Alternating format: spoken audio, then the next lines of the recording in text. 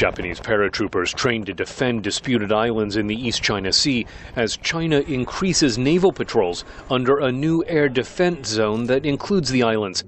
It's a standoff that increasingly threatens to involve the United States at a time when relations between Washington and Tokyo are strained over the Yasukuni Shrine, which honors millions of Japanese war dead, including 14 convicted of war crimes following World War II. Prime Minister Shinzo Abe says he went to the shrine to pray for veterans without hatred or hostility.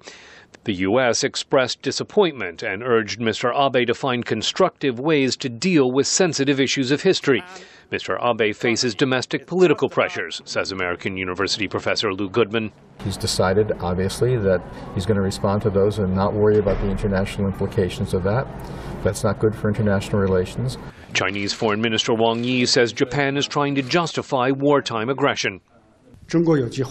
Abe's defense only proved that he is stubbornly sticking to his wrong conception of history that goes against internationally acknowledged truth and justice. Beijing benefits from uncertainty between Tokyo and Washington, according to Michael Oslin, who's the director of Japan studies at the American Enterprise Institute. We send a message to other allies that if a 50-year-old alliance can become undone fairly quickly over these issues, and the two sides now have taken, certainly on the Washington side, to publicly shaming and criticizing the partner, for example, over the Yasukuni issue, that all alliance relations can be similarly upset.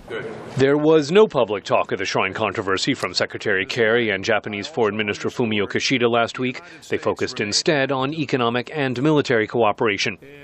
No matter what, Japan is an important ally of the United States, and will continue to be an important ally of the United States for the foreseeable future. That being said, Japan, of course, is looking for other alliances as well, including Russia, where President Vladimir Putin described his country and Japan as natural partners.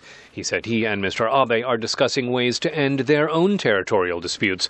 Meanwhile, Indian Prime Minister Manmohan Singh is working with Mr. Abe on new defense and trade deals, including civilian nuclear energy. It's very clear that Japan and India are seeing more commonalities between them and not waiting to see how Washington's going to act. Now, that can actually be very good, both for the region and even for the United States, but it's not good if it's happening because both sides are frustrated and uncertain about the role that the U.S. is going to play.